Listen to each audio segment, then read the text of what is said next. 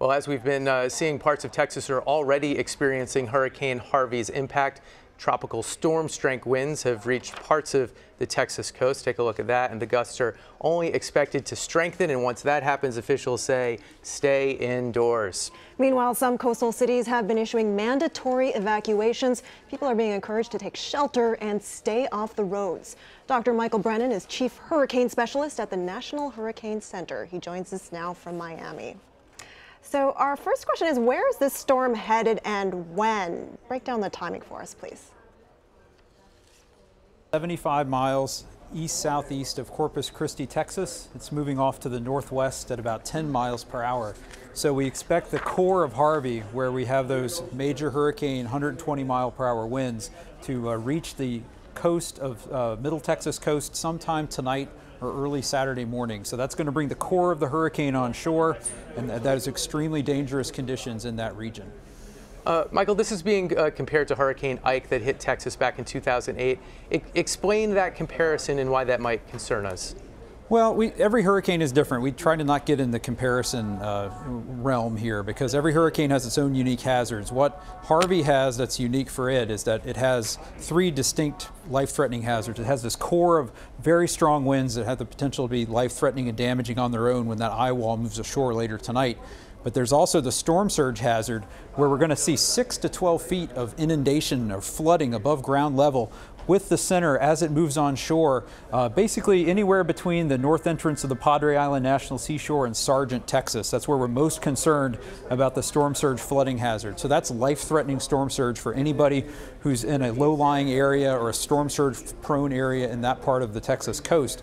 And then finally, because Harvey's going to slow down so much over the next few days, it's basically going to meander here over southeast Texas and through the middle of next week. And that's going to basically result in a huge area of 15 to 25-inch rainfall totals across southeast Texas, including the Houston, Galveston area, Victoria, Corpus Christi, and potentially we could see isolated rainfall amounts as high as 35 inches. So there's going to be a lot of water with this hurricane, both for storm surge and rain. And water is what kills about 70% of people in the United States in hurricanes. So that's the most dangerous hazard that we have.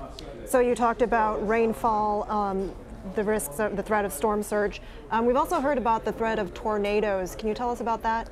Yeah, hurricanes often produce tornadoes, especially on their periphery as they make landfall. Right now there's a tornado watch that's been issued for the middle and upper portions of the Texas coast and into southwestern Louisiana that goes into the overnight hours tonight. I know there's a couple of tornado warnings in effect right now. So that's something that people even on the periphery of the storm, well away from the center, have to be aware of and listen out for any watches or warnings. These tornadoes and tropical cyclones can spin up very quickly. You might not get a lot of warning for them, but they can be damaging.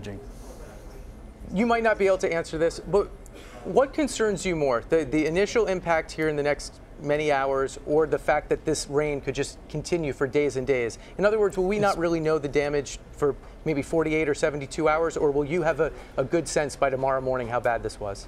Well, we'll have a sense from the core and the winds with the eye wall as it comes on shore and that initial storm surge, but the storm's going to move so slowly, there's going to be this prolonged period of onshore flow from the Gulf of Mexico into the Texas coast. It's going to keep water levels very elevated just from the ocean storm surge, and then you're going to have the rainfall on top of that, and the rainfall hazard is going to extend all the way from late this week through the weekend into early next week. So we're looking at really a multi-day disaster across portions of southeast Texas and the middle Texas and upper Texas coast from Harvey.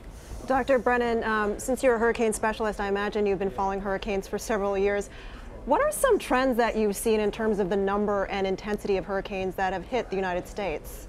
Well, this is the first major hurricane, if it is a major hurricane at landfall, that will have hit the U.S. in a long time. But we try not to focus so much on the sort of the statistics of how strong the storm is or how big it might be. We're really trying to focus people on the hazards, because the hazards are what kill people: the rain, the wind, especially the storm surge. So we try to focus away from the specifics about the storm itself and focus on those life-threatening hazards that we see with Harvey, unfortunately.